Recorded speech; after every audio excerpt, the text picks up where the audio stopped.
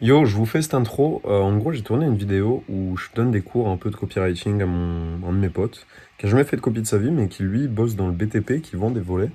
Et en gros, je me suis dit que ce serait intéressant de faire cette vidéo parce que justement, il y a ce truc-là de, bah, il connaît rien factuellement.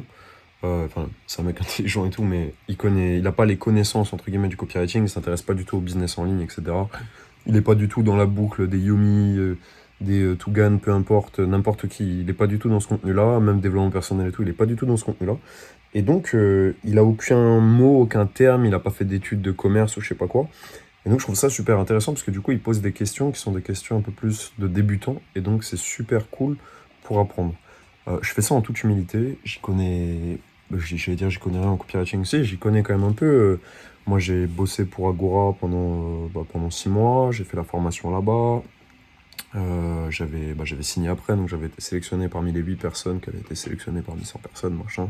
Bon, même si ça, c'est un peu du bullshit.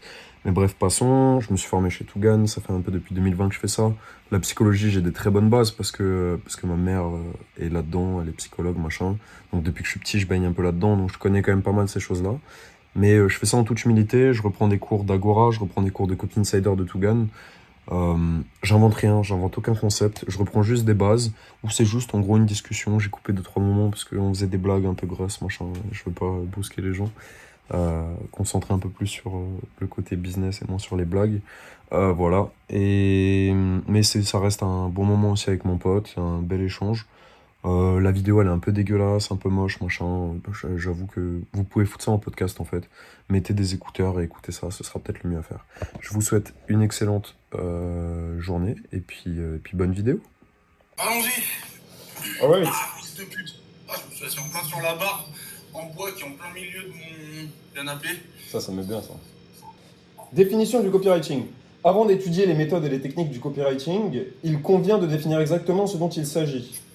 Nous pouvons ainsi donner la définition suivante.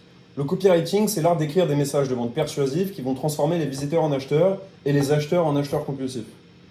Plus généralement, dans tout ce qui est direct response marketing, donc c'est-à-dire, pour te franciser un peu le truc, c'est genre, en gros, tu fais une publicité, les gens te connaissent pas du tout, et juste avec ta publicité, ils vont acheter ton produit. Ça, c'est le direct response marketing. Ta publicité ou ton texte de vente, etc. etc. Ok. Je sais plus où je voulais en venir. Ouais, l'idée dans ces trucs-là, c'est du coup de jouer sur plusieurs choses. Dans un premier temps, déjà, tu vas jouer sur. En gros, concrètement, c'est de la psychologie. Comprendre qui est ton client potentiel. Par exemple, je sais pas, tu vends Des des, volets. tu vends des volets qui sont. Bon, là pour le coup, c'est vraiment tout le monde, donc ton avatar il est un peu compliqué. Ah Peut-être non, ah non, plus les ah gens. non, c'est pas tout le monde. C'est qui C'est du pas coup? tout le monde. C'est des gens qui ont de l'oseille déjà. Ok, Premièrement. les gens qui ont de ça Donc c'est des gens super. plutôt âgés. Ouais, parce que pour définir ton avatar, tu vas avoir plusieurs choses. Tu vas avoir les données démographiques, ok? Mhm. Donc Quand tout ce tu qui dis est l'avatar, c'est-à-dire l'avatar du client. l'avatar du client. En gros, faut bien comprendre un truc, mais je pense qu'on y reviendra un peu plus tard à ça. L'avatar du client, c'est, pour faire simple, c'est c'est ce que tu t'imagines précisément être ton client. Tu te l'imagines, genre si moi je suis ton client potentiel, tu t'imagines en gros les clichés qui le définissent un peu, et tu crées même un prénom à cet avatar, tu vois. Ok, Michel, 55 ans, avec un peu d'oseille de côté, Exactement. qui habite dans une baraque qui est un peu à rénover. Ok, comment ça se fait qu'il a une baraque, ce Michel? Bah parce il a travaillé, il a des sous. Ok, il a travaillé plutôt dans quoi généralement? Il est plutôt diplômé? Bon, ça, pas particulièrement, je pense pas, je pense que ça c'est variable, hein. Ok, donc C'est c'est. juste des gens. Oui, en général, oui, c'est des gens diplômés, parce que les gens pas diplômés, c'est des gens qui ont travaillé avec leurs mains. Les gens qui travaillent avec leurs mains, ils savent poser un volet avec 6 vis. Ok, ouais. Ouais, ouais. Donc, donc c'est un mec plutôt diplômé, c'est un mec qui a de l'argent. Qu'est-ce qu'il vote, ce mec? Généralement. Ils votent pour des partis qui gagnent. Ah, ok. Parce que, en gros. Ils votent pas à Célino, parti animaliste, si c'est ça ta question. Ouais, ouais. Parce que, en gros, si tu veux, on y reviendra après à ça. Mais un des grands Ouais. mécanismes sur une page de vente, c'est l'ennemi commun. Tu vois? L'ennemi commun, c'est une L'ennemi des commun. grandes clés. C'est-à-dire, si toi, par exemple, je devais te vendre un truc sur, je sais pas, sur comment devenir. Qu'est-ce que c'est un peu tes désirs, toi, profonds? Ça va être. vivre tranquille peut-être, je sais pas, dans une maison tranquille, être un peu autonome, ces choses-là. T'es plutôt complotiste, Ouais. tu vois, t'es plutôt complotiste. Oh, tout de suite les grands mots. Tu vois? Non mais t'es plutôt complotiste, donc si je devais te vendre quelque chose, Ouais. je sais l'ennemi commun qu'on a. L'idée c'est comprendre vraiment son avatar. Ça c'est la base du truc. Parce que si tu sais à qui tu parles et comment tu dois lui parler, si tu connais ses désirs, si tu connais ses plus grandes peurs, si tu connais ses, tu vois, ses plus grandes, comment dire, frustrations, Attentes. comment? Tes attentes. Ses attentes, Ses attentes. exactement. En fait, ses attentes, c'est plus délicat parce que le mec, il peut croire qu'il veut quelque chose sans Moi, ça pour dépend ce que tu autant. vends. Moi, ça Oui, dépend ce que tu vends. non, peu importe ce que tu vends. Toutes les peurs, c'est des peurs de base. En gros, si tu veux, tu prends la pyramide de Maslow. La pyramide de Maslow, c'est quoi? Je vais aller la chercher sur Internet. Je vais aller là-dedans. C'est pas le Pire. truc d'enculé en bleu qu'on avait vu avec des dollars là? Ça, Euh, c'est une pyramide tout court. ouais, ouais, ça c'est les Illuminati, frérot, c'est autre chose. La pyramide de Maslow, besoins physiologiques, donc bouffer, machin, bouffer, boire, tous ces trucs-là, tu vois. Donc ça, c'est de la survie de base. Tu peux De- zoomer un peu dessus que je vois ce qui est écrit en haut? Ouais, bien sûr. Les besoins d'accomplissement. Ouais. En gros, le truc de base, c'est les besoins physiologiques. Donc, En gros, plus t'es bien dans la vie, plus tu montes. ouais, en gros, c'est ça. C'est C'est-à-dire exactement qu'un ça. clochard, lui, c'est juste le premier. Ah, exactement. Voire c'est le deuxième. Un mec qui vit Ça se dans trouve un le bon. local poubelle, c'est le 2. Ouais, exactement. Ouais, ok, ok. Pour schématiser à mort, hein. Ouais, bien sûr. Ok. Euh, besoin d'appartenance, bon, bah, c'est tout ce qui est, en gros, ouais, les gars, machin, notre identité, elle se perd, on n'est plus en sécurité, comme notre identité, elle se perd, il faut qu'on crée une communauté d'entrepreneurs qui font ça, qui cherchent à s'expatrier pour aller dans un pays où la vie, elle est belle. En gros, c'est ça. Comprendre l'avatar, c'est la base du truc. Avant de rentrer dans une page de vente, etc., la base que tu vas avoir, Ouais, avant de vendre quoi que ce soit, de toute façon. c'est... Mais d'ailleurs, en fait, soit tu... C'est juste la base du commerce, en fait. Même l'épicier Exactement. qui vend ces tapis-là, il sait comment parler en français. Oh, tu veux faire, good, toi français, moi, toi, bon prix. Exactement. Et l'idée, ça va être de présenter au client quelque chose qui est pour lui un problème qui est douloureux, urgent et reconnu. Ok. Concrètement, un problème douloureux, tu vois, par exemple, je prends un exemple Moi, quand tu au me hasard. parles, en fait, quand tu me parles, pour t'expliquer un peu dans quel état d'esprit je suis, à chaque fois que tu me sors un argument comme ça, je pense à mes volets, moi. Ok, Pas con, hein. parce que là, tu fais ça, moi j'ai pensé à autre chose. J'ai pensé à autre chose. Quand tu as fait ça, là. Et j'y pensais déjà avant, je te dis ça en rigolant, mais j'y pensais déjà avant. Quelqu'un qui a une calvitie, qui commence à avoir une calvitie, ok? Va te faire enculer. Quelqu'un qui commence à avoir une calvitie. Le problème, Oui. qui commence à avoir une calvitie, le problème, il est douloureux, parce qu'il se sent moins bien dans sa peau, parce qu'il se dit peut-être qu'il va plus pouvoir niquer ou je sais pas quoi, tu vois, c'est des trucs un peu inconscients, mais c'est des trucs qui sont profonds. T'as peur de plus plaire, t'as peur d'être pointé du doigt comme le mec, tu vois, le mec chauve. Oh, complexe, T'es quoi. t'es toujours le mec chauve, tu vois. Ah, c'est ton pote chauve, t'es toujours le chauve. Putain, ça casse les couilles. En exprimant ça à ton client qui a une calvitie, le mec, il est là en mode, putain, mais ouais, mec, c'est tellement ça. Tu vois. Donc, ça, c'est douloureux. C'est urgent, pourquoi? Parce que le mec, il commence à avoir une calvitie. Le problème, il est urgent. Il faut qu'il le règle très vite, sinon il va perdre tous ses cheveux. Si tu es capable de lui exprimer que... et si tu es capable de lui vendre après un produit, si tu es capable de lui exprimer dans un premier temps, ton problème là, mon gars, dans 3 mois, potentiellement, c'est parti. Donc d'abord, tu lui fais une analyse, tu dis envoie-moi des photos, machin, dis-moi quand ça a commencé et où t'en es, et moi je te dirai à quelle estimation de temps à quelle estimation de temps je pourrais te dire que globalement ce sera mort, tu vois. Typiquement, quand tu vas chercher à avoir du client, bon là je pars un peu dans tous les sens, mais quand tu vas chercher à avoir du client, tu vas vouloir lui offrir quelque chose d'abord, toujours, pour gagner sa confiance. C'est le plus simple. Donc tu lui offres typiquement une analyse de, bah frère, je vais te dire exactement, bah comment c'est parti pour ta calvitie. Tu vois, c'est une information de valeur pour lui. C'est quand est-ce que c'est mort pour moi, etc. Ne serait-ce que pour être informé, pour se sentir mieux, c'est bien d'avoir ça. Tu vois. Donc tu lui offres ça gratuitement. Pourquoi t'as besoin de voler? Ouais, le mec a besoin de voler. Si tu es capable de lui expliquer, genre, que l'été va venir, tu vois, regarde, pourquoi c'est douloureux? Il fait trop chaud, machin, ou parce qu'il se fait braquer, ça peut être la peur, la sécurité, ça peut être la chaleur, le confort, mais le confort, c'est plus dur à vendre. Ça peut se vendre très, très, très, très cher, mais c'est plus dur à vendre. Le confort, c'est pas dur à vendre quand tu parles à des vieux, gros. Parce que pour les... Quand ils ont Mais, des mais quand ils ont frérot, des volets à manivelle et que tu leur dis t'appuies sur un bouton, le volet se lève tout seul, parce ça que, passe par contre le parce confort. que ça, c'est pas du confort. Ça, c'est quasiment de la survie. C'est la souffrance, elle est ultra puissante. Le confort, c'est pour mes parents. Ouais, Dans la cuisine, c'est ouais, voilà. il fait un peu trop chaud. Voilà. C'est plus difficile à leur vendre à eux que de vendre des stores à une vieille dame qui, si elle a pas ses stores, elle va canner d'une insolation. Ah, problème de vie ou de mort. Quand tu viens avec un problème Oui. de vie ou de mort, c'est toujours plus facile. Donc douloureux, urgent, c'était capable de dire à la grand-mère, là madame, dans 2 mois, il y a le retour de la chaleur. Moi je peux vous poser les volets maintenant, mais si je vous les pose dans 2 mois, ce sera plus cher parce qu'on aura trop de demandes et je prendrai plus de temps. Et je pourrai pas vous les poser au dernier C'est moment. vrai en plus. Mais évidemment que c'est vrai. Non mais parce que le marketing, ok, règle de base déjà dans le marketing, t'es pas censé inventer des trucs. Tu prends les éléments qui sont réels et après, tu fais en sorte qu'ils coïncident avec l'esprit de la personne. Sauf quand tu vends du scam. Ça. Sauf quand tu vends de la merde. Tu vois? Quand tu vends de la merde, c'est autre chose. Oui, ou là, de toute façon, tu vends de la merde, donc autant. Oui. Tu es là, tu inventes des trucs. C'était la page que je t'avais montré, là, le loto, le ticket de loto magique ou je sais pas quoi de mes couilles. Excuse-moi. C'est plus fort ça. Ouais, c'est encore autre chose. Mais concrètement, l'urgence, elle est réelle pour la dame. Et reconnue, problème, quand on dit dur, problème douloureux, urgent et reconnu, bah reconnu, ça veut dire que la personne, elle sait qu'elle a ce problème. Typiquement, Ouais. typiquement si la grand-mère... Typiquement, attends, je t'arrête, excuse-moi de te couper. Ouais, t'inquiète.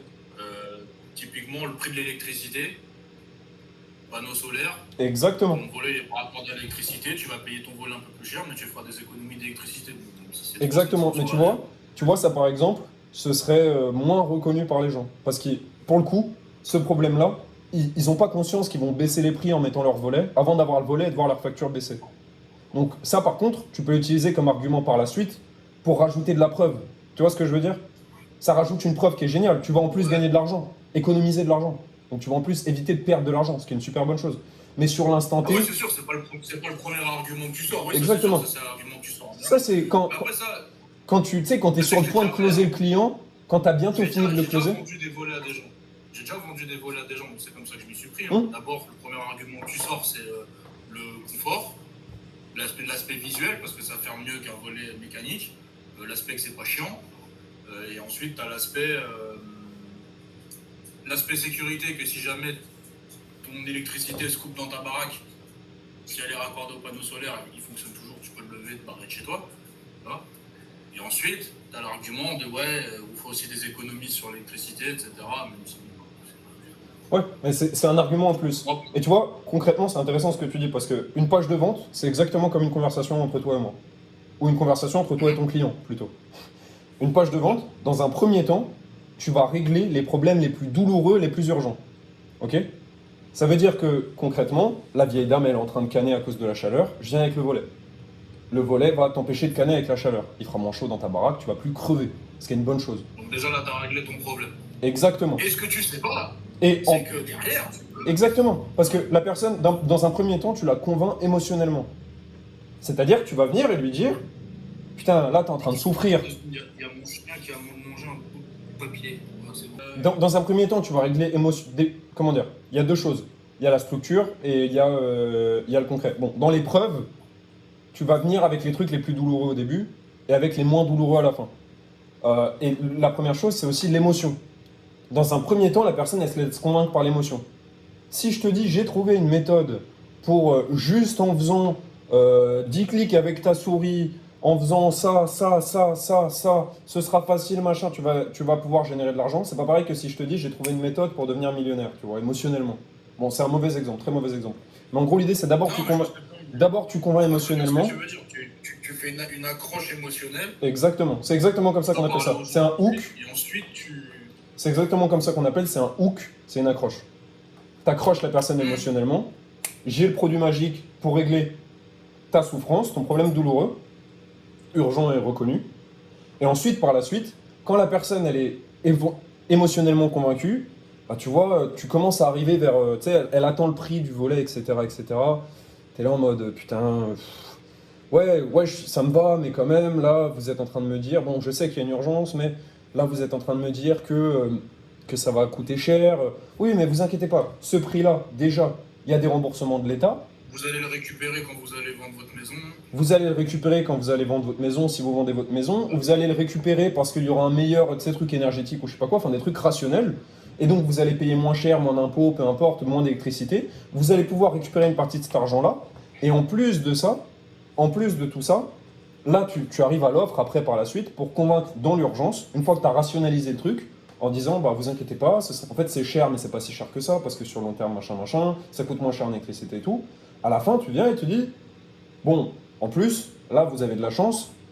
On n'est pas encore à la période où c'est trop chaud comment dire, de payer, où c'est trop chaud enfin, où c'est trop cher parce qu'il y a trop de demandes. Donc, en ce moment, les volets, plutôt que de les poser pour 1500 balles, ou je sais pas combien tu les poses, 500 balles, 1500 balles, 2000 balles, 10 000 euros, 100 000 euros, bah, au lieu de vous les poser à ce prix-là, j'ai un prix qui est en ce moment, parce que cette semaine, j'ai moins de travail, qui est de temps. Par contre, la semaine prochaine, ce prix-là, il va augmenter. Et là, et c'est réel, hein. Il n'y a pas besoin que ce soit faux, il n'y a pas besoin d'inventer de rien. Bah, tu dis que l'aluminium, il vient d'Ukraine, ça suffit. Hein. Exactement. Rationaliser aussi le prix. L'aluminium, il vient d'Ukraine, il y a la chaleur qui vient, il y a plein de demandes. Là, on estime les stocks à tant. Si vous voulez poser, c'est maintenant, c'est pas autrement. L'alu, ça fait que monter, de toute façon. Et Le prix de l'alu, ça fait que monter. Et autre règle qui est super intéressante, le always be living, on appelle ça. Ça veut dire Le Waze quoi? always be living. Concrètement, ça veut dire toujours se barrer à la fin. Toujours t'offrir une porte de sortie à toi-même. C'est-à-dire, je viens et je te dis, bon bah le volet, machin, je peux te le poser pour cette semaine. Maintenant, si vous voulez pas, il n'y a pas de problème. Vous me recontactez pendant la canicule directement. Je pourrais aussi le faire si j'ai du temps. Mais malheureusement, bon bah effectivement, ce sera... Mais si c'est plus cher, tu sauras pourquoi. Ce sera plus cher, je vous le dis. Mais maintenant, voilà, l'offre, elle est là. Et puis, vous faites ce que vous voulez. Vous me tenez au courant. N'hésitez pas. En tout cas, c'était un plaisir de vous avoir au téléphone. Et puis à la prochaine. Tenez-moi au courant dans les 3 jours. Et puis après, vous savez ce qui se passe. Ça, en vrai, tu vois, c'est con, mais... Tu l'appliques déjà. C'est comme ça que tu discutes. Mais oui. Ouais, voilà, c'est ce que tu fais naturellement avec les gens, en fait. Évidemment. Mais parce que toi, tu es bon dans ton métier. Mais tu fais déjà du marketing et de la vente. Et tu es déjà bon là-dedans. Ce qui est intéressant, je pense, en regardant tout ça, c'est de comprendre aussi, tu vois, les mécanismes qui font que ça se passe. Typiquement, moi, quand j'avais lu Influence et manipulation, tu sais, qui t'explique que, en gros, typiquement, un des mécanismes d'influence et de manipulation, c'est la sympathie. C'est-à-dire, plus tu vas paraître sympathique pour une personne, plus ce sera facile à vendre. Merci, je le savais. Mais c'est intéressant d'avoir des mots là-dessus, parce qu'après... Exactement, parce qu'après, quand tu vas retravailler un truc, tu pourras dire ça marche pour ça, ça échoue pour ça, et tu pourras analyser tes échecs, analyser tes réussites. Tu vois, quand tu as un client que tu n'arrives pas à closer, soit il n'avait pas vraiment le besoin et tu pouvais rien faire, parce qu'un mec, il y a une règle de base aussi, hein. Un mec qui n'a pas besoin de ton produit, il va pas acheter ton produit. Le vends-moi son stylo de DiCaprio, tu sais, le Loup de Wall Street, je sais pas si tu l'as vu ce film. Dans le Loup de Wall Street, il y a ce truc-là de vends-moi ce stylo.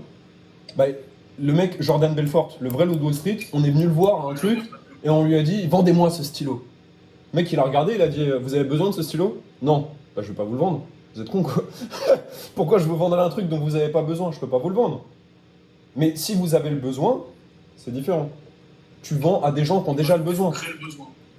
Tu peux pas créer... C'est beaucoup plus compliqué de créer le besoin que de prendre un besoin qui est déjà existant et de venir avec un produit. Ou de trouver les gens qui ont besoin de ton produit. Mais tu sais, des fois, tu peux créer un besoin juste en parlant avec les gens. Tu sais, des fois, il y en a, tu sais, c'est con, mais il y en a, ils se rendent pas compte que certaines solutions existent. Hein. Exactement. Par exemple, le volet électrique, c'est tout con. Tu vois, il y a plein de gens, ils savent même pas qu'ils savent pas que ça existe. Mais ils se rendent pas compte de l'intérêt que ça a, tu vois. Exactement. Il y a plein de gens, tu sais, ils sont obligés de mettre des bottes et tout pour fermer leur volet mécanique. Et l'hiver, ils mettent les bottes et tout, ça les fait chier. Et t'as envie de leur dire, mais pourquoi vous mettez pas des volets électriques? Ah oui, c'est vrai, j'ai jamais pensé. T'as raison. C'est là qu'on vient à un point qui est super intéressant. Excuse-moi, j'essaie de le retrouver dans le bouquin pour avoir le truc clair. On a 5... Attends, bah de toute façon, en plus, c'est parfait, t'as l'écran. Donc je peux cliquer. C'est la pyramide, là? Exactement. Tu peux le voir comme une pyramide, mais tu peux le voir aussi à l'horizontale, ça change rien. Ok? T'as 5 types de clients. T'as les clients qui sont pas du tout au courant, qu'ils ont un problème et qu'il y a une solution qui existe à leur problème. Ok? Typiquement... Ils savent pas qu'il y a une solution qui existe à leur problème. Ils savent pas qu'ils ont un problème et ils savent pas qu'il y a une solution qui existe. Ils savent rien. Logique. Completely unaware. Donc eux, tu vas leur raconter une histoire. Tu vas leur raconter une histoire pour leur faire sentir qu'ils ont un besoin. Par exemple, dans la niche marketing online, make money, ce qu'on appelle le make money, c'est comment gagner de l'argent sur Internet. Yomi Denzel, quand il débarque, excuse-moi, je vais te repartager ça. Yomi Denzel, quand il débarque, qui est un des mecs les plus forts là-dedans, quand il débarque, il vient et il dit, bah les gars, moi je vais vous expliquer, en fait, au début je faisais des études, j'ai même fait des belles études, etc. Mais je me suis rendu compte qu'en fait, faire des études, ça ne permettait pas de gagner de l'argent. Ok? Donc un mec, ça se trouve, il y a des gens encore aujourd'hui qui sont completely unaware, donc complètement inconscients du problème et de la solution. Il y a des gens, ils font leurs études, ils savent pas qu'ils vont pas être payés. Donc eux, tu leur dis, les gars, moi j'ai vécu ça, et je peux vous dire qu'en fait on gagne pas d'argent. La deuxième étape, ça va être problem aware. Vous savez que vous ne gagnez pas d'argent en faisant vos études. Vous l'avez compris maintenant, parce que ça fait 3 ans que vous êtes dans vos études, que vous voyez des potes qui sont là depuis 5 ans parce que vous avez redoublé comme un connard. Et en plus d'être le bolos de service, vous voyez vos potes qui ne gagnent pas d'argent, et vous êtes là à vous dire, mais putain, mais on m'a chié dans la gueule pendant 25 ans de ma vie. On m'a dit que j'allais faire des choses incroyables avec mon diplôme il sert à rien. Et je vois des mecs qui sont dans des écoles de fous, qui ne font rien, et même les mecs qui sont les mieux payés, ils sont payés 3000 balles par mois, ils vivent dans Paris dans un 30 mètres carrés. Je vois le problème. Maintenant, une fois que la personne elle voit le problème, tu n'as plus besoin de lui... Quand la personne elle voit le problème, tu lui présentes globalement le secret. Tu vois? Tu viens avec le secret. Quand la personne elle est consciente du problème, tu lui dis, bon, maintenant il y a un secret qui permet de générer de l'argent. Ok? À la fin, quand tu présentes le truc à la personne, tu vas lui dire, par exemple, je reprends Yomi, lui il vend des formations en dropshipping. Le secret pour gagner de l'argent, etc., tu fais un storytelling sur ton histoire et tout le bordel d'abord. Tu fais bien comprendre au mec que tu as les mêmes problèmes que lui et que tu as trouvé une solution. Et cette solution, tu la révèles à la fin. Ou tu la révèles petit à petit, tu vois. Et tu lui dis, le secret, c'est le dropshipping. Ok? Super. En l'occurrence. Maintenant, le mec, il est solution aware. Ok? Solution aware, qui est la 3e étape, c'est ce truc-là. Le mec qui est solution aware, c'est un peu différent. Parce qu'il sait déjà que le dropshipping, ça existe. Ouais. Donc lui, il a envie... sceptique. Ouais, il sait déjà que... Mais tu dois lui lever les objections sur le fait que le dropshipping, c'est fonctionnel, etc. Enfin, dans tous les cas, tu dois lever des objections à chaque fois pour dire machin. Sachant que, à noter, un mec qui est... Je reprends completely unaware, machin. Le mec qui est le completely unaware, tu peux pas lui vendre aussi cher que le mec qui est most aware. Voire en fait, le mec qui est completely unaware, tu lui vends rien, tu vois. Tu vas vendre au mec qui est problem aware ou solution aware déjà, c'est plus simple, tu vois. Tu vas spécifier. Le dernier, tu lui vends rien. Pourquoi? Le completely unaware. Parce que autant lui offrir un truc. Lui, tu peux lui faire comprendre qu'il a un problème. Oui, mais dans l'échelle de valeur, tu lui offres un truc gratuit pour lui faire comprendre qu'il a un problème. Tu vas lui offrir, déjà tu vas lui présenter le problème et le problème, avant de lui présenter la solution, tu vas lui offrir quelque chose. Et après, un client, je veux dire, c'est pas fixe. Le mec, c'est en lisant ta page, il passe de completely unaware à aware du problème, et puis... C'est ce que j'allais dire, parce que du coup, si lui, tu lui fais comprendre qu'il a un problème, du coup, il est plus la dernière étage, il est problem aware. Exactement, mais il y a une façon de présenter les choses, si tu veux. Typiquement, un mec qui est le plus aware, qui est most aware, qui est le plus conscient qu'il a un problème, qui a des solutions, il connaît le produit même. Un mec qui est product aware, ok? C'est ça, hein. Most aware, c'est... most aware, en gros, il sait qu'il y a un produit, lui, tout ce qu'il attend, c'est une offre.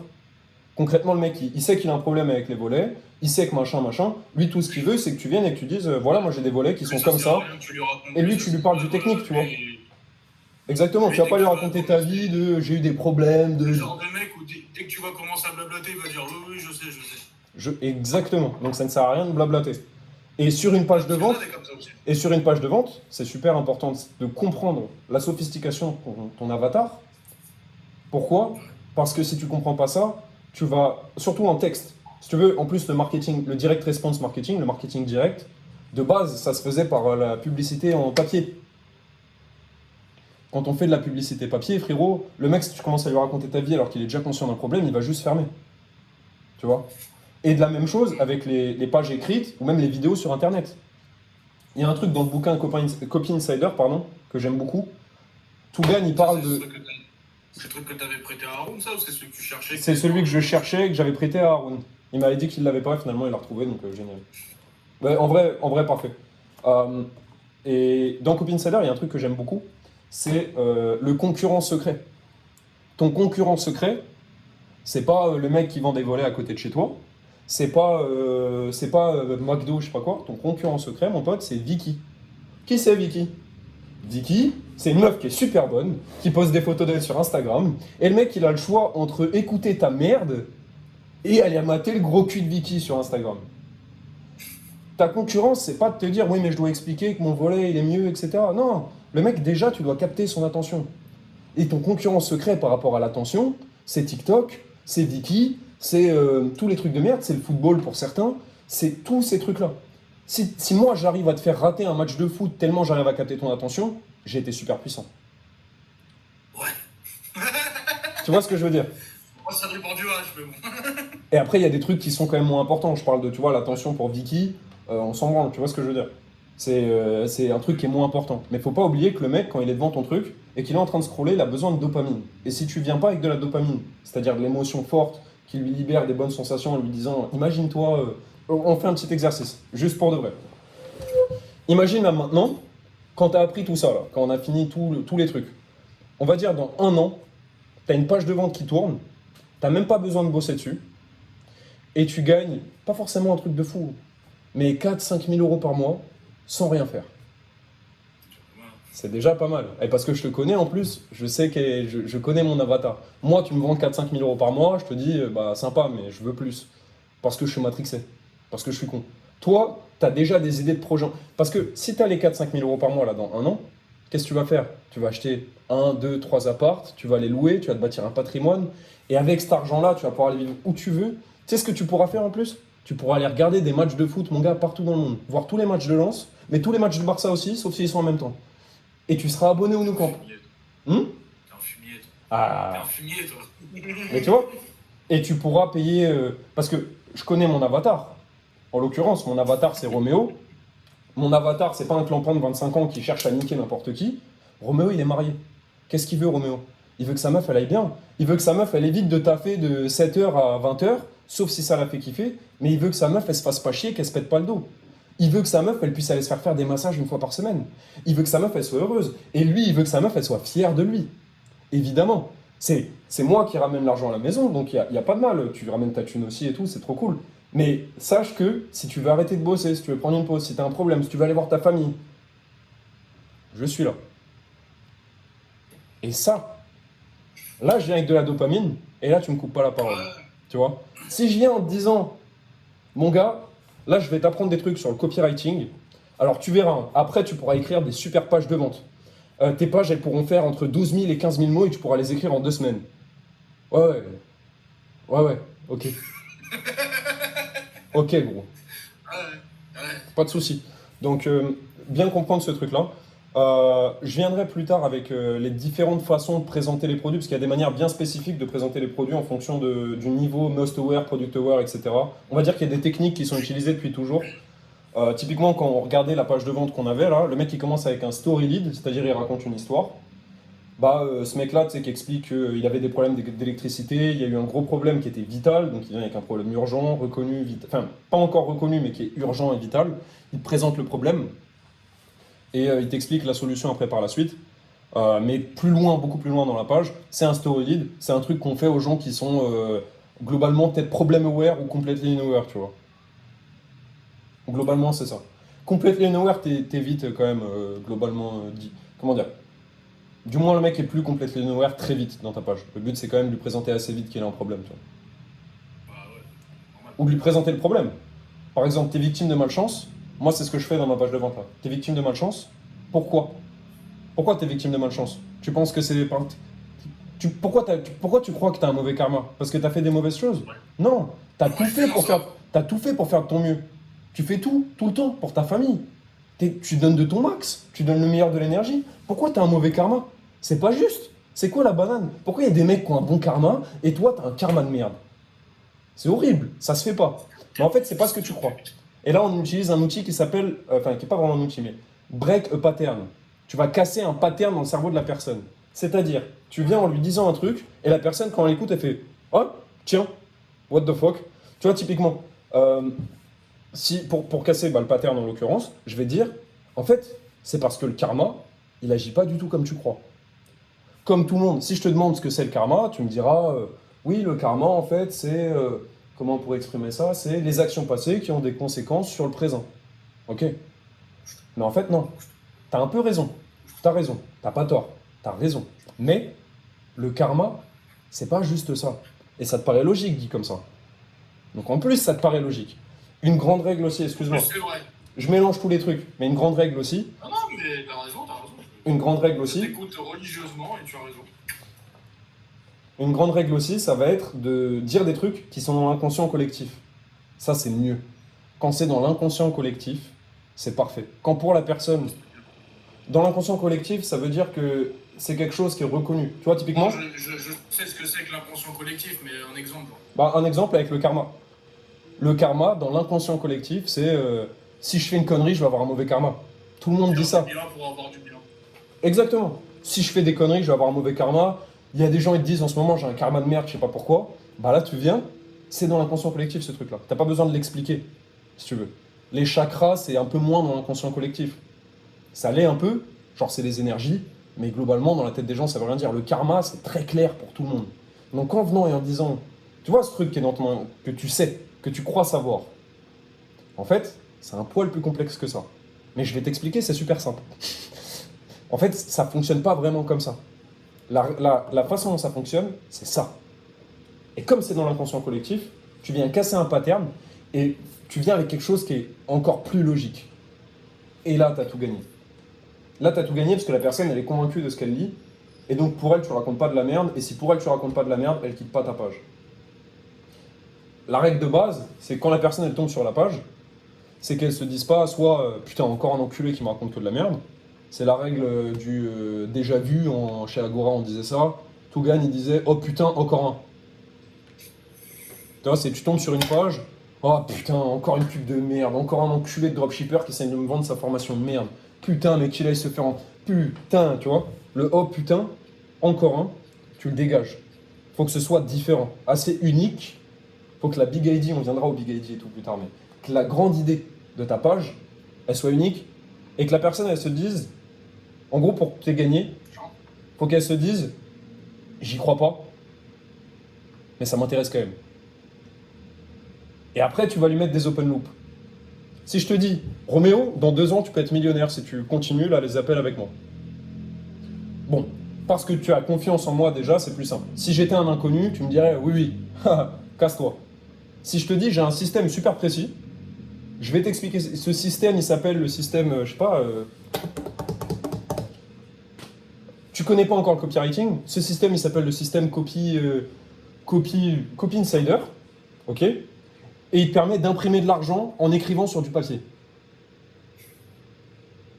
Comment ça? Je te crois pas, mais montre. Ça s'appelle la contrefaçon de billets, c'est puni par la loi. Mais tu vois, il y a ce truc-là de je te crois pas, et je vais lire quand même. Et après, du coup, dans l'introduction, tu es obligé de dire je vais te le prouver, je vais te prouver ça, je vais aussi te montrer ça, je vais aussi te montrer ça. Et là, tu fais ce qu'on appelle des open loops. Une open loop, c'est quand je te dis bouge pas, dans 1 minute, je vais t'expliquer ça. Pendant que je t'explique autre chose. Et pendant que je t'explique autre chose, j'ouvre une autre boucle. Si tu veux, c'est comme des cours qui sont. Ouais. Exactement, des cours qui sont bien faits, des cours à l'école, tu vois, qui sont bien faits, c'est des cours avec un maximum d'open loop, tu vois.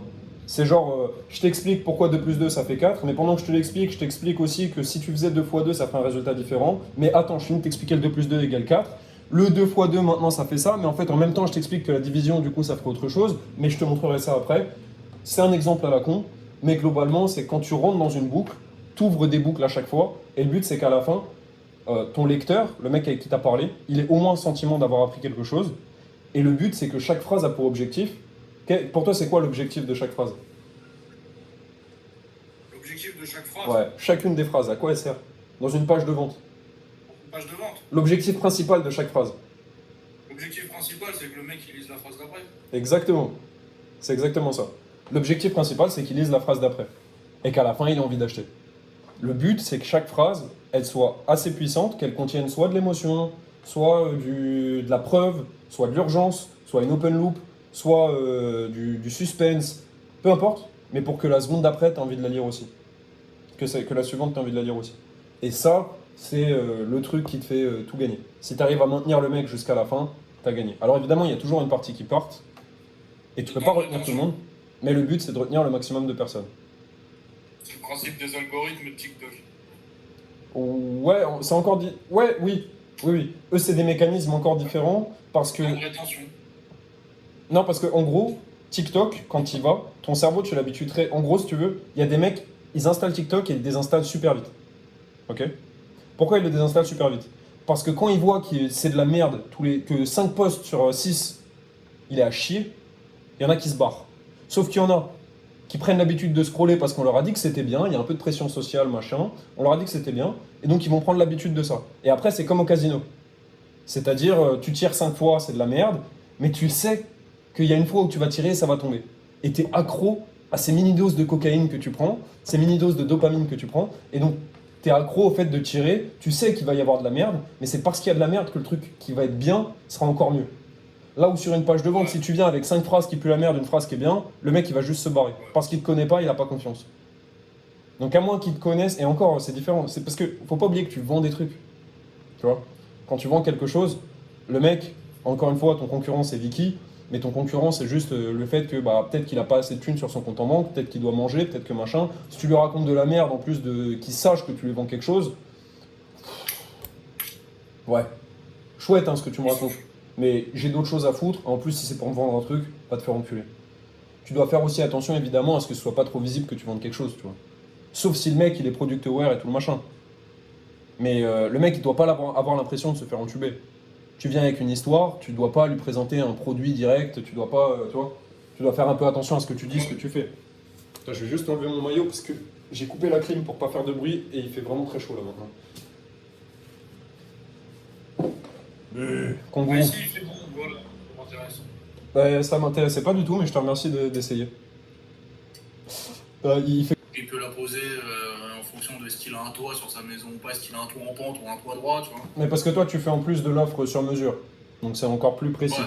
Et l'offre sur mesure, ce qui est génial, hein, ce qui est vraiment génial, c'est que c'est beaucoup Moi, je plus... fais que du sur mesure. Comme tu fais Sur du... les fenêtres, les portes, les volets, tout est sur mesure. L'intérêt du sur mesure, c'est que c'est beaucoup plus facile de vendre plus cher. Bah oui. Plus c'est personnalisé ton offre pour la personne, c'est pour ça que c'est important de bien connaître son avatar. Plus la personne a l'impression de se sentir comprise, plus elle se dira il a la solution à mon problème. C'est l'effet du médecin, ça, je sais pas si tu connais. C'est, je sais plus comment on est. Tu le sens de toute façon. Je sais plus comment on exprime ça, mais tu sais, c'est le côté, tu vas chez le médecin, le mec il te dit attendez, vous avez mal au ventre, vous avez mal à la tête. Donc t'as l'impression que le mec il va te donner la solution, alors que le mec il est juste capable de te dire t'as mal au ventre à la tête. Quand tu parles aux gens, quand tu discutes avec des gens que tu vois qui ne savent pas trop qui sont au niveau 3 ou 4 de ta pyramide, exact. Mais tu sens que les mecs, quand tu leur parles, tu sais, ils sont là, tu sais, t'as limite l'impression que tu prêches la parole sainte, quoi. Mais c'est exactement ça. Ah bon, on peut faire ça, ah bon, et vous pensez que... Exactement. S'il est conscient de rien, problème, solution, et ensuite tu lui dis, et bien sûr, ce sera utilisable, enfin, ça peut se poser dans n'importe quel coin de la maison, peu importe la taille de vos fenêtres, tout est faisable, vous avez juste à me contacter, à machin. Et d'ailleurs, toi, si tu veux lancer ton activité, sache que c'est possible de lancer de l'activité. J'ai d'ailleurs, mon pote qui est à Bangkok, il faisait d'abord de la ads sur ce genre de truc, et en gros, il vendait à des petites sociétés de particuliers qui cherchaient à vendre des produits physiques, enfin des services en physique, ou des produits physiques, enfin bref, ce que tu fais, de la prestation, quoi, un petit peu. Prestation plus produit. Et il faisait de la ads pour ça, et donc toi, tu pourrais faire ça concrètement. Tu pourrais appliquer ça en te disant, le jour où tu montes ta société, tu vas vivre dans le Nord, etc., bah tu viens et tu dis, ok, je vais faire de la ads, je vais cibler tous les vieux de plus de 70 ans. Sache que sur Facebook, mec, sur Facebook, tu peux cibler tout ce que tu veux. Tu peux cibler les femmes enceintes, tu peux cibler... C'est aussi pour ça que ce qu'on fait là, c'est intéressant pour moi. Mais bien sûr. Moi, j'ai ça en tête. Bien sûr. Et c'est pour ça que je trouvais ça intéressant au tout départ tu vois, de parler des objectifs. Parce que si ton objectif c'était plus de dire écoute, moi je veux faire du business, en fait t'as pas besoin de savoir tout ça pour faire du business. Faut bien comprendre un truc, c'est pour faire du copy, comment dire, pour faire des tunnels de vente. Le tunnel de vente en gros c'est pas juste la page de vente. C'est l'acquisition d'abord, tu vas faire un cadeau gratuit, ensuite tu vas envoyer vers une page de vente. Une fois que le mec il a lu, il tombe sur un bon de commande. Une fois qu'il a acheté le produit, il y a les upsells, tu sais, les produits en plus, complémentaires, etc. Donc, tout le tunnel, en gros. C'est par quoi tu le fais passer, quelles étapes et qu'est-ce qu'il achète à chaque étape. Est-ce que tu mets une serrure sur ton volet, sur ta lame finale? Oui, si tu veux une serrure, c'est en plus. C'est pas beaucoup plus cher, hein. C'est 97, mais comme de base, je sais pas combien tu les vends à combien toi tes serrures de base quand tu rajoutes une Je serrure sais sur le pas, volet. gros, parce qu'en fait, c'est vendu.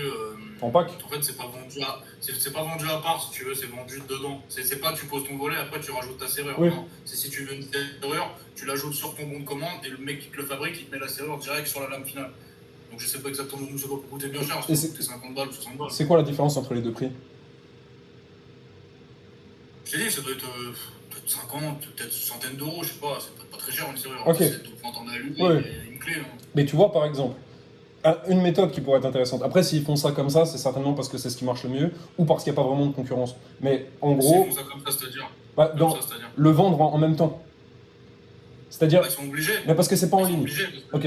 Non, mais ça, après, ça c'est du technique. Mais si tu veux, si tu veux installer ta serrure après sur ta lame finale, bah, il faudra que tu enlèves ta lame finale et Oui, que tu oui. rajoutes une lame où la serrure elle est déjà dessus. Donc, Non, mais ça revient au même. j'entends, mais je veux dire, dans le processus de Ouais. vente, tu as le choix entre dire je peux vous le faire avec ou sans serrure avant que le mec il ait décidé d'acheter. Ou alors, Ouais. une fois qu'il a acheté, en ligne c'est encore plus simple parce que c'est l'upsell, tu sais, c'est une fois qu'il a payé sur le bon de commande, il tombe sur une nouvelle page et tu lui dis est-ce que vous voudriez ajouter un verrou à votre volet? Et parce que vous êtes sur cette page, et uniquement sur cette page, le verrou, si vous voulez l'ajouter, c'est 50 € de moins. Donc de base il est à 200 €, cette fois il est à 147. Ouais, ok. Tu vois ce que je veux dire? Dans le processus, c'est pas la même chose. Après, c'est un peu différent. Et par contre, vous pouvez l'obtenir uniquement sur cette page. Pourquoi? Bah, en plus, il y a une raison rationnelle à ça. C'est qu'en fait, bah, si vous l'ajoutez pas maintenant au panier, nous, on va commencer à construire le volet, etc. Et on pourra plus l'ajouter après. Donc c'est maintenant qu'il faut vous décider. Et comme c'est juste un truc en plus et que ce truc il est indispensable et que tu l'as bien présenté comme quelque chose d'indispensable, bah la personne elle va se dire non, bah, en fait, oui, évidemment que je vais prendre ça. Bon, c'est 97 balles en plus, mais je vais foutre les 97 balles parce que de toute façon, le volet m'a coûté 600, foutre 97 balles de plus, c'est pas très grave.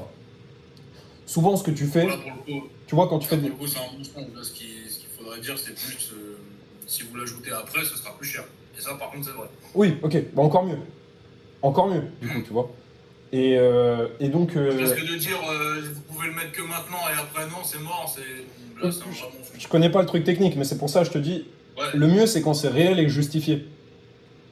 Et ce qu'on fait généralement sur des upsells, c'est soit on fait un truc qui est complémentaire, c'est-à-dire bah, le volet et la serrure, soit on fait un truc qui est express, qui donne des résultats plus rapides. Genre typiquement en upsell, tu pourrais dire bah, je vais vous le poser la semaine prochaine, mais si vous payez 20 € de plus, je peux vous le faire demain. Express. Vous aurez des résultats beaucoup plus rapides. Vous allez régler votre problème plus rapidement. Ça, c'est l'express. Soit c'est résultat décuplé. Ah, mais en plus, ça, dans le service, ça se vend bien parce que du coup, quand c'est du. Bah, quand c'est du service direct, tu vas chez les gens, c'est quelque chose que les gens ils comprennent très, très facilement. Ouais, carrément. Et donc, bon, soit c'est ça, soit c'est service bon, express, complémentaire ou résultat décuplé. Bon, là, concrètement, pour des volets, c'est un peu compliqué, mais pour des volets, ce que tu pourrais dire, c'est bah, en fait, si vous en voulez 10, mais là, du coup, tu le fais directement sur le bon de commande. Tu dis, bah, un volet, c'est tel prix. Si vous achetez 2 volets, vous avez une réduction de temps. Et si vous en achetez 5, vous avez une réduction de temps. C'est logique. Et la pause est offerte. Mais Ça, uniquement c'est si vous en prenez 5. Non, la pause, elle est pas offerte. Hein. Si vous en prenez 5. Non, mais après, tes prix, tu fais tes marges quand même. Tu vois ce que je veux dire? C'est comme la livraison gratuite. Tu dis ton produit, il est à 20 balles, la livraison, elle est gratuite. Ou alors, tu dis ton produit, il est à 15 balles, la livraison, elle est à 5 balles. C'est pas pareil. Il vaut mieux dire 20 balles, livraison gratuite. Moi, ce qui est bien dans mon métier, c'est que moi, les gens ont toujours intérêt à acheter des trucs en plusieurs. Parce que si tu as 10 volets chez toi et que tu les fais un par un, ça va te revenir plus cher que si tu les fais si tu fais tout d'un seul coup, puisque bah, au lieu de te déplacer 10 fois, tu te déplaces une fois. Exactement. Mais parce que, tu vois, dans le business physique, c'est là où c'est super intéressant, je trouve, le marketing dans le business physique, c'est que tous les trucs sont beaucoup plus logiques. Moi, je vends du produit numérique, et je te parle même pas de business en ligne ou business physique, je vends du produit numérique par rapport au produit physique. L'intérêt du produit numérique par rapport au produit physique, c'est qu'il n'y a pas de coût, il n'y a pas de galère de livraison, il n'y a pas de problème physique concret. Tu vois? Exactement. C'est le plus gros intérêt. Maintenant, le produit numérique, pour justifier qu'il n'y a que 100 exemplaires disponibles, mec, c'est numérique, ferme ta gueule. C'est difficile de croire des trucs, de mettre de l'urgence, du 100 places disponible. Tu dois galérer beaucoup plus à justifier. Pourquoi il y a une urgence? Elle est où l'urgence? Pourquoi tu me l'envoies pas maintenant? Bah parce que l'offre se termine dans 48 heures. Et pourquoi tu fais ça? T'es un enculé. Il y a des histoires de livraison, il y a des histoires de fournisseurs qui ferment Exactement. pendant les vacances d'été, il y a des histoires de période creuse. Ouais, Ça, c'est exactement. vrai en plus. Hein. Mais évidemment. Le pire, c'est que c'est vrai. Évidemment. Donc c'est super intéressant, je trouve, de faire du business physique. Je parle juste d'un dernier truc, et après je te laisse, parce qu'après je vais devoir me barrer. Premier péché capital, c'est l'ennui. En gros, il faut que tu répondes directement à la question « What's in it for me ?» Qu'y a-t-il pour moi là-dedans? What's in it for me, c'est genre, en quoi qu'est-ce que tu m'offres en fait? Qu'est-ce que tu me racontes? Pourquoi je devrais t'écouter? Tu vois? Ça, c'est le premier truc, c'est l'ennui. Il faut pas que le mec il se fasse chier. S'il se fait chier et qu'il a pas d'intérêt, il se barre. Deuxième truc, le scepticisme. Donc, il faut des preuves. Et je suis sceptique, donc si le mec il est sceptique, toute la page ça marche pas. Il faut des preuves. Il faut commencer en présentant le pourquoi. Start with why, on appelle ça. Pourquoi je te présente ça? Pourquoi machin? Pourquoi ça fonctionne? Pourquoi truc? Tu vois ce que je veux dire? La confusion, dernier truc. Si c'est pas clair, je comprends pas. Est-ce que quand je vais payer, je vais recevoir maintenant? Est-ce que machin? Est-ce qu'il y a, genre, tu me présentes 10 idées à la fois? Genre, je te parle de la fin de l'Europe et tu m'expliques qu'en fait, la fin de l'Europe, c'est dû à la guerre, mais c'est aussi dû au problème de chômage. Et le chômage, il est dû à l'euro. Et l'euro, il est dû à cette construction. Et donc, machin, et donc, truc. Non, une idée, on y va clairement. Je reparlerai de ça. Le one ID, one big ID. La rule of one, on appelait ça chez Agora. Une seule idée, un seul truc. Chaque phrase, pareil, une idée, une seule phrase. Tu fais pas un pavé de 5 lignes pour expliquer 5 idées dans la même phrase. Faut être concis, faut être clair, faut être précis, faut que la personne elle comprenne ce que tu lui dis, il faut que ce soit intelligible. Donc la précision. Pour détailler un petit peu ce qui est écrit dans le bouquin, les 3 péchés capitaux du copywriting, donc le premier c'était l'ennui. What's in it for me, c'est super important. Tu as aussi créé des open loops, donc ce dont je te parlais. Et une erreur à éviter, c'est d'être trash, pour éviter l'ennui. À moins que ce soit vraiment dans le style du bordel et tout, si tu veux venir en disant j'encule tous ces fils de pute, ce fils de pute de Macron nous a encore niqué, ça crée pas de l'ennui, ça fait perdre de la crédibilité. Tu vois? Ça détruit pas l'ennui, ça fait perdre de la crédibilité. Parfois, pour enlever l'ennui, il y a des gens qui vont se dire je suis un bon copywriter, je vais faire une blague. Je vais commencer en me disant machin, vous allez pouvoir devenir millionnaire, ce qui vous permettra de baiser des putes sur une plage. Ça peut être marrant, mais c'est pas forcément intéressant. Par exemple, son avatar, c'est un mec de 50 ans qui galère à bander et qui a le problème de plus arriver à faire jouer sa femme et il se sent mal, tu vois, parce que en fait, il culpabilise. Il culpabilise parce qu'il aime sa femme, il n'arrive plus à bander. Parce que juste, la vie, quoi, ça fait 10 ans qu'on est ensemble, il y a une routine, donc il aimerait, tu vois, retrouver une érection viable pour pouvoir faire plaisir à sa femme, tu vois. Et donc, ce mec-là, si tu viens avec une page de vente qui dit vous allez pouvoir bander dur pour baiser des grosses putes, le mec qui va te regarder. Ah, la phrase est terrible. Non, mais tu vois, le mec il va regarder, il va écouter, il va dire mais t'as pas compris. Moi, ce que je veux, c'est pouvoir redonner du plaisir à ma femme. Donc, bon, être trash, c'est mauvais. Certaines personnes sont trash dans leur façon d'écrire afin de captiver leurs prospects. Toutefois, cette méthode est à appliquer avec prudence. Si votre avatar n'aime pas le trash, ne le soyez pas. Effectivement, comme je te dis, à part si c'est dans le style, tu le fais pas. Tu vois ce que je veux dire? Par exemple, Style de ton client. Andrew Tate, ouais, exactement. Andrew Tate, par exemple, il fait que ça. Andrew Tate, il vient, il dit les gars, arrêtez d'être des pussies, bossez, devenez des hommes, la vie elle est dure, mais vous pouvez y arriver en bossant et puis arrêtez de faire les chattes, quoi. Arrêtez d'être des putains de pussies, quoi. Il y a des gens pour qui ça marche, genre les garçons de 16 à 25 ans qui sont en manque d'autorité. Le scepticisme. Ouais, l'idée c'est d'être crédible et de gagner la confiance. J'essaie de faire vite, frérot, faut vraiment que j'arrête à 30 max, quoi.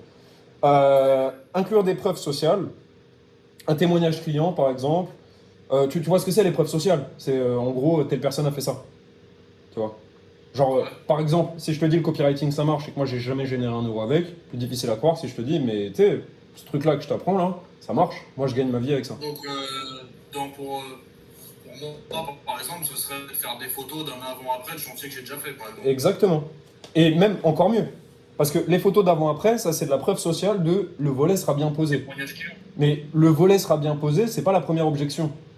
Par contre, en intro, venir avec des témoignages de personnes, de vieilles personnes qui te disent Témoignage client. Hein. oui, mais des témoignages clients qui te disent pas ça a été bien posé. Une vieille qui Ça vient. a répondu à mes attentes. Exactement. Ça a répondu à mes désirs et à mes problèmes. Moi, grâce à Roméo, merci Roméo, grâce à Roméo, j'ai pu passer l'été sans crever de chaud. Premier témoignage. Après, tu peux utiliser le témoignage à chaque fois. Et tu peux avoir de l'autorité aussi.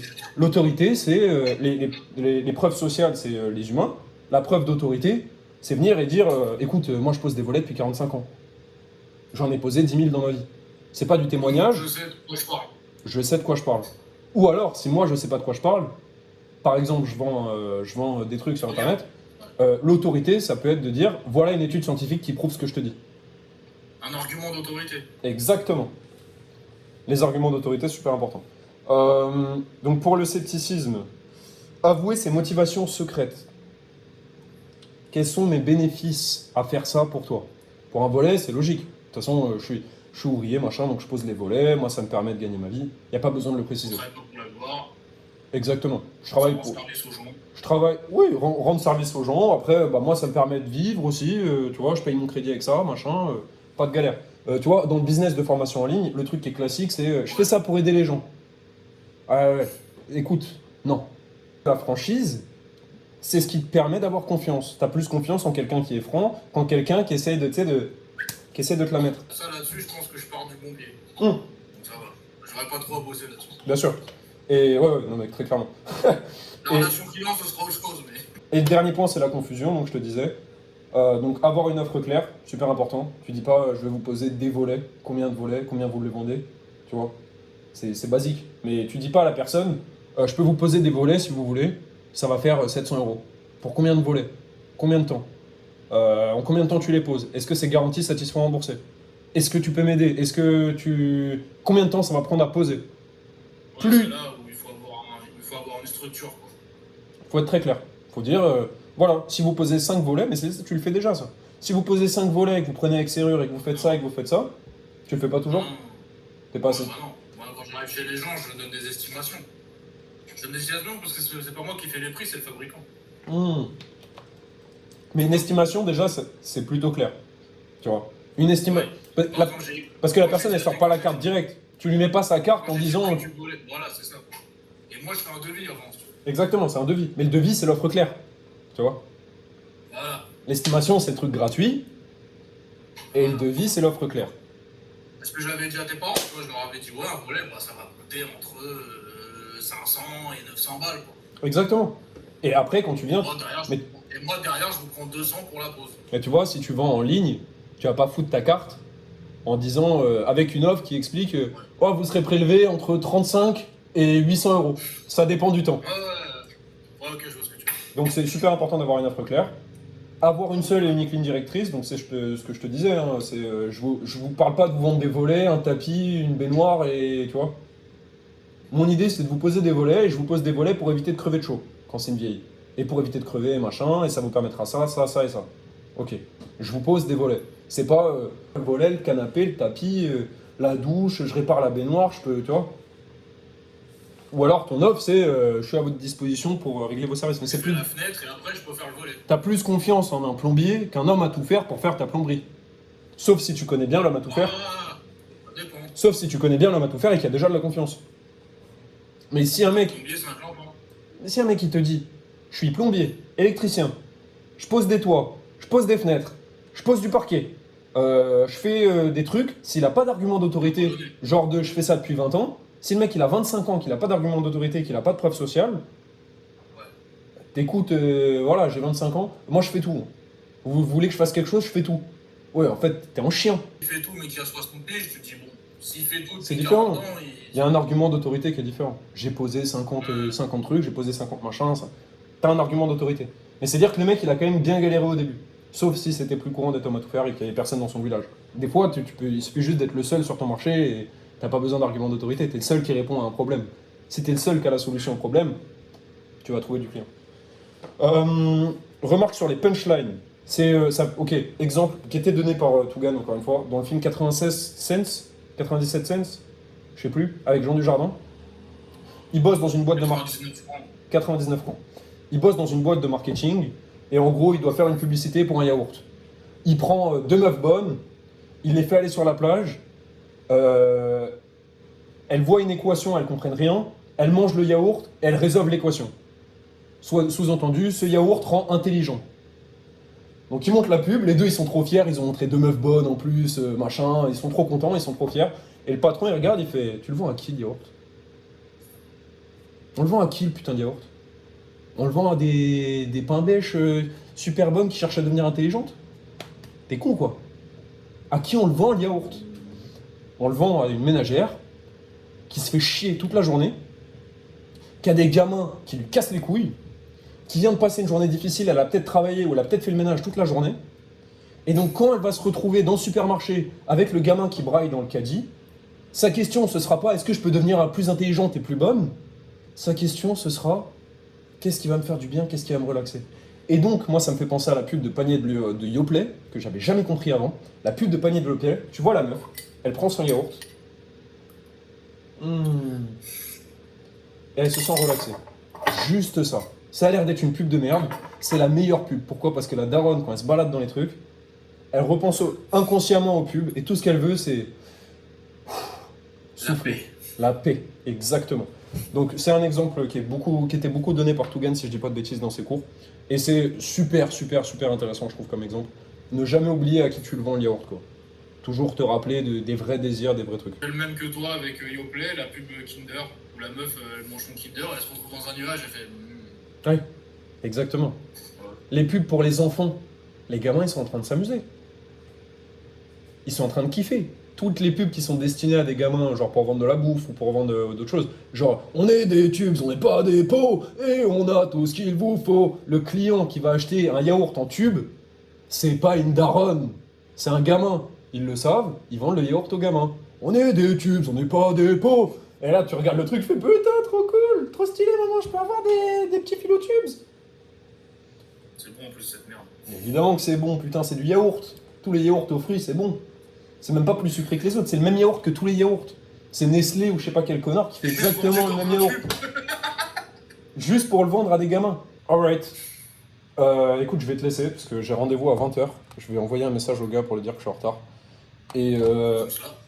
ouais, et du coup, bah on se recale un call quand tu veux. Je t'invite à aller regarder la vidéo Marketing Mania. Et en vrai, en général, toutes ces vidéos sur sa chaîne, elles sont géniales. Les vidéos d'il y a longtemps, elles le sont encore plus, je trouve. Je préfère encore la structure. Parce que les dernières, comment dire, disons qu'il est passé à travers les bases du marketing. Tu vois ce que je veux dire? Genre, il a déjà fait les bases au début de sa chaîne et donc il fait beaucoup moins les bases maintenant. Il fait des études de cas plus particulières. Ouais. Je te fais des bisous et puis on se revoit, frérot. Vas-y, bisous, ciao. Bonne soirée. Bonne Ciao. soirée, ciao. Alright. Bon, c'était intéressant.